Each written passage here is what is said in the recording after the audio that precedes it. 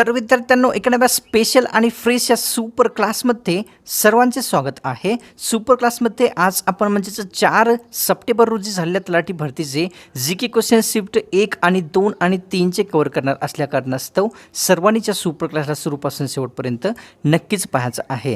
तसेच मित्रांनो आपल्या सर्वांसाठी मी तलाठी भरतीसाठी स्पेशल असलेले ई बुक तयार केलेले आहे, ज्यामध्ये 15,000 पेक्षा जास्त जीके क्वेश्चन्स आपल्याला पाहावयास मिळतील आणि मी आपल्याला खात्री देतो 100% की या ई बुकच्या बाहेरचा आपल्याला एकही जीके क्वेश्चन्स तलाठी भरतीमध्ये येणार नसल्याची। तर इच्छुक विद्यार्थ्यांसाठी त्या ई बुकचा लिंक या व्हिडिओच्या सुपर क्लासच्या डिस्क्रिप्शनमध्ये दिलेला आहे, सर्वांनी नक्कीच घ्यायचं आहे विद्यार्थ्यांनो। आणि तसं तुम्ही चॅनलवर नवीन असाल तर सबस्क्राईब लगेच करून घ्या आणि व्हिडिओला सोडण्याच्या पूर्वी एक लाईक नक्कीच करायचा आहे। सुपर क्लासला सुरुवात करूया। सर्वात पहिला प्रश्न पाहूया। प्रश्न असा आहे, खालीलपैकी कोणती नदी ही कावेरी नदीची उपनदी नाही? खालीलपैकी कोणती नदी कावेरी नदीची उपनदी नाही? तर ऑप्शन क्रमांक 4 राहील तुंगभद्रा। विद्यार्थ्यांनो ही जी नदी आहे कावेरी नदीची उपनदी नसलेली आहे आणि वरच्या काबिनी, हेमावती तसेच भवानी ह्या सर्व उपनद्या कावेरी नदीच्या आहेत। पुढचा प्रश्न पाहूया। जालियनवाला बाग हत्याकांड कोणत्या वर्षी घडलेला होता? जालियनवाला हत्याकांड हा कोणत्या वर्षी किंवा कोणत्या दिवशी घडलेला होता? तर विद्यार्थ्यांनो ऑप्शन क्रमांक 3 राहील 13 एप्रिल 1919 या वर्षी या दिवशी जालियनवाला बाग हत्याकांड हा घडलेला आहे। पुढचा प्रश्न पाहूया। 2022 या वर्षाचा ज्ञानपीठ पुरस्कार कोणाला प्राप्त झालेला आहे? 2022 या वर्षाचा ज्ञानपीठ पुरस्कार कोणाला मिळालेला आहे? तर या ठिकाणी ऑप्शन क्रमांक 3 राहील दामोदर मौजो यांना जे आहे 2022 या वर्षाचा ज्ञानपीठ पुरस्कार प्राप्त झाला आहे। पुढचा प्रश्न पाहूया। राज्यघटनेतील कलम 23 खालीलपैकी कशाशी संबंधित आहे? कोणते कलम? राज्यघटनेतील कलम 23 हे खालीलपैकी कोणत्या बाबीशी संबंधित आहे?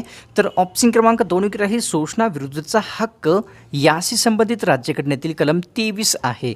पुढचा प्रश्न पाहूया। जेव्हा माणूस जागा होतो या प्रसिद्ध पुस्तकाचे लेखक खालीलपैकी कोण आहेत? पुस्तक आहे जेव्हा माणूस जागा होतो या प्रसिद्ध पुस्तकाचे लेखक खालीलपैकी कोण आहेत? तर ऑप्शन क्रमांक 4 राहील गोदावरी परुळेकर यांनी जेव्हा माणूस जागा होतो या प्रसिद्ध पुस्तकाचे लेखक आहेत। पुढचा प्रश्न पाहूया। 2011च्या जनगणनेनुसार स्त्री पुरुषांमधील साक्षरतेचा फरक किती टक्क्यांनी आहे ते सांगायचं आहे। 2011च्या जनगणनेनुसार विद्यार्थ्यांनो स्त्री व पुरुषांमधील साक्षरतेचा फरक किती टक्क्यांनी होता? तर ऑप्शन क्रमांक 2 राहील तो फरक विद्यार्थ्यांनो 16.5 टक्क्यांनी होता। पुढचा प्रश्न पाहूया। वनस्पती पेशींचा शोध खालीलपैकी कोणी लावलेला आहे? वनस्पती पेशींचा शोध खालीलपैकी कोणी लावलेला आहे? तर या ठिकाणी ऑप्शन क्रमांक विद्यार्थ्यांना 2 राहील मेटियास स्लेडेन यांनी वनस्पती पेशींचा शोध लावलेला आहे। पुढचा प्रश्न पाहूया। खेलो इंडिया 2023 स्पर्धेमध्ये सर्वात जास्त पदके जिंकणारे राज्य कोणते आहे किंवा होते? 2023च्या खेलो इंडिया स्पर्धेमध्ये सर्वात जास्त पदके जिंकणारे राज्य कोणते होते? तर ऑप्शन क्रमांक 2 राहील महाराष्ट्र राज्याने 2023 खेलो इंडिया स्पर्धेमध्ये सर्वात जास्त पदके जिंकलेली आहेत। पुढचा प्रश्न पाहूया। पेट्रोलमध्ये किती टक्क्यांनी इथेनॉलचा समावेश केलेला असतो ते सांगायचं आहे। कशामध्ये? पेट्रोलमध्ये किती टक्क्यांनी इथेनॉलचा समावेश केलेला असतो? तर या ठिकाणी ऑप्शन क्रमांक विद्यार्थ्यांनो आपल्यासमोर योग्य राहील 2 म्हणजेच 10% जे आहे पेट्रोलमध्ये इथेनॉलचा समावेश केलेला असतो। पुढचा प्रश्न पाहूया। आर्य महिला समाजाची स्थापना खालीलपैकी कोणत्या वर्षी करण्यात आलेली होती? कोणता समाज? आर्य महिला समाजाची स्थापना कोणत्या वर्षी करण्यात आलेली होती? तर ऑप्शन क्रमांक 4 राहील 1 मे 1882 या वर्षी या दिवशी विद्यार्थ्यांनो आर्य महिला समाजाची स्थापना केली आहे। कोणी केलेली होती? तर आपल्यासमोर पंडिता रमाबाई यांनी केलेली आहे आर्य महिला समाजाची स्थापना। पुढचा प्रश्न पाहूया। सत्यशोधक समाजाची स्थापना कोणत्या वर्षी कोणत्या दिवशी करण्यात आलेली होती? कोणत्या? तर सत्यशोधक समाजाची स्थापना कोणत्या वर्षी कोणत्या दिवशी झाली होती? तर ऑप्शन क्रमांक 3 राहील 24 सप्टेंबर 1873 या वर्षी या दिवशी सत्यशोधक समाजाची स्थापना झालेली होती। पुढचा प्रश्न पाहूया। राज्यघटनेतील भाग 2 खालीलपैकी कशाशी संबंधित आहे? राज्यघटनेतील भाग 2 खालीलपैकी कशाशी संबंधित आहे? तर या ठिकाणी ऑप्शन क्रमांक 3 योग्य राहील नागरिकत्वाशी संबंधित राज्यघटनेतील भाग 2 आहे. बलसागर भारत हो ही शिकवण कोणी दिलेली आहे? बलसागर भारत हो ही शिकवण कोणी दिलेली आहे? तर ऑप्शन क्रमांक 4 योग्य राहील साने गुरुजी यांनी बलसागर भारत हो ही शिकवण दिलेली आहे. पुढचा प्रश्न पाहूया. महात्मा गांधी यांनी अहमदाबाद येथे सूतगिरणी सत्याग्रह कोणत्या वर्षी केला होता ते सांगायचं आहे. महात्मा गांधी यांनी अहमदाबाद येथे सूतगिरणी सत्याग्रह कोणत्या वर्षी केला होता? तर ऑप्शन क्रमांक 2 राहील 1918 या वर्षी महात्मा गांधी यांनी अहमदाबाद येथे सूतगिरणी सत्याग्रह केलेला आहे. पुढचा प्रश्न पाहूया.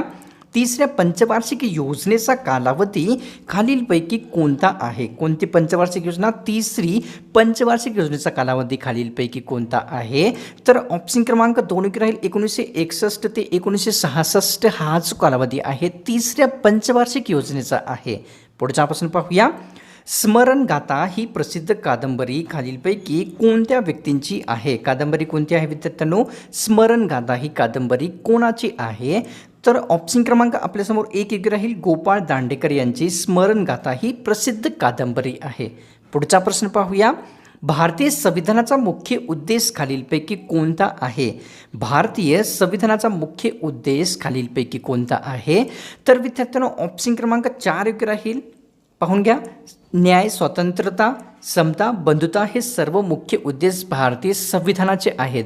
आणि विद्यार्थ्यांनो एक्झाममध्ये जो ऑप्शन्स आहे तो आपल्याला त्या ठिकाणी टिक करावा लागेल. या ठिकाणी ऑप्शन्स सेम नसतील परंतु उत्तर हेच आहे. पाहूया पुढचा प्रश्न. या ठिकाणी महादेई वन्यजीव अभयारण्य खालीलपैकी कोणत्या राज्यात येते? कोणते अभयारण्य? महादेई वन्यजीव अभयारण्य भारतातील कोणत्या राज्यात येते? तर ऑप्शन क्रमांक 3 योग्य राहील. भारतातील गोवा या छोट्याशा राज्यामध्ये महादेई वन्यजीव अभयारण्य स्थित आहे. पुढचा प्रश्न पाहूया.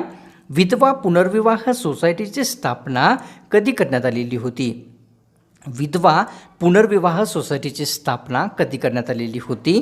तर ऑप्शन क्रमांक विद्यार्थ्यांनो 3 योग्य राहील. 1893 मध्ये महर्षी कर्वे यांनी विधवा पुनर्विवाह सोसायटीची स्थापना केलेली होती. पुढचा प्रश्न पाहूया. रणांगण ही प्रसिद्ध कादंबरी खालीलपैकी कोणाची आहे? कोणती कादंबरी? रणांगण ही कादंबरी खालीलपैकी कोणाची आहे? आणि विद्यार्थ्यांनो हा प्रश्न मला वाटते की तिसऱ्या एक्झाममध्ये आलेला आहे. तलाठी भरतीच्या 3 शिफ्टमध्ये आतापर्यंत आलेला आहे. तर याचे उत्तर काय आहे विद्यार्थ्यांनो? ऑप्शन क्रमांक 3 विश्राम बेडेकर यांची रणांगण ही प्रसिद्ध कादंबरी आहे. पुढचा प्रश्न पाहूया. दुर्गा भागवत यांच्या कोणत्या पुस्तकाला साहित्य अकादमी पुरस्कार प्राप्त झालेला आहे? दुर्गा भागवत यांच्या कोणत्या पुस्तकाला साहित्य अकादमी पुरस्कार मिळाला आहे? तर ऑप्शन क्रमांक 1 राहील त्यांचे पैस हे जे पुस्तक आहे या पुस्तकाला साहित्य अकादमी पुरस्कार विद्यार्थ्यांनो कधी मिळालेला आहे? 1971 या वर्षी प्राप्त झालेला आहे. हा पण दुसरा प्रश्न आहे या पुस्तकावर, पैस पुस्तकावर विद्यार्थ्यांनो तलाठी भरती परीक्षेमध्ये. पुढचा प्रश्न पाहूया. मलबार तट भारतातील कोणत्या राज्यामध्ये येते? मलबार तट हे भारतातील कोणत्या राज्यात येते? तर ऑप्शन क्रमांक 3 राहील. केरळ तसेच कर्नाटक या दोन्ही राज्यामध्ये मलबार तट हे पसरलेले आहे विद्यार्थ्यांनो. आणि याही प्रश्नामध्ये जो पर्याय आहे तो आपल्याला टिक करावा लागेल. म्हणजेच कर्नाटक फक्त असेल तर कर्नाटक करावं लागेल, केरळ फक्त असेल तर केरळ करावं लागेल. तर या ठिकाणी तसा प्रश्न होता. तर पुढचा प्रश्न आहे असा. पहिले इंग्रज मराठा युद्ध कोणत्या वर्षी झालेले होते? कितवे युद्ध? पहिले इंग्रज मराठा युद्ध कोणत्या वर्षी झालेले होते? तर विद्यार्थ्यांनो ऑप्शन क्रमांक 2 राहील. 1775 ते 1782 या कालावधीमध्ये पहिले इंग्रज मराठा युद्ध झालेले आहे. पुढचा प्रश्न पाहूया. जीवित कोशिकेचा शोध खालीलपैकी कोणत्या व्यक्तींमार्फत लावण्यात आलेला आहे? जीवित कोशिकेचा शोध खालीलपैकी कोण लावला आहे? तर ऑप्शन क्रमांक 3 राहील. अँटोनी ल्युवेनहॉक यांनी जे आहे 1674 मध्ये सर्वप्रथम जीवित कोशिकेचा शोध लावलेला आहे. पुढचा प्रश्न पाहूया. वेद समाजाची स्थापना कोठे झालेली आहे ते सांगायचं आहे. कोणत्या समाजाची विद्यार्थ्यांनो स्थापना? वेद या समाजाची स्थापना कोठे झाली होती? तर या ठिकाणी ऑप्शन क्रमांक 2 राहील. वेद समाजाची स्थापना चेन्नई या ठिकाणी झालेली होती, म्हणजेच मद्रास त्यावेळेसचे. तर या ठिकाणी कोणी केलेली होती? केशव चंद्र सेन तसेच श्रीधरलू नायडू यांनी वेद समाजाची स्थापना मद्रास म्हणजेच आताची चेन्नई या ठिकाणी केलेली आहे. तर विद्यार्थ्यांनो, जाता जाता मी आपल्या सर्वांना रिमाइंडर करू इच्छितो की तलाठी भरतीचे 15,000पेक्षा जास्त जी के क्वेश्चनचे ईबुक घेण्यासाठी या व्हिडिओच्या सुपर क्लासच्या डिस्क्रिप्शनमध्ये जरूर जायचं आहे आणि सर्वच विद्यार्थ्यांनी नक्कीच घ्यायचं आहे. चॅनलला सोडण्याच्या पूर्वी सबस्क्राईब तर लगेच करून घ्या अशाच प्रकारची सुपर क्लास पुढेही एकदम फ्रीमध्ये पाहण्यासाठी. तर मिळतो का स्पेशल आणि फ्रेश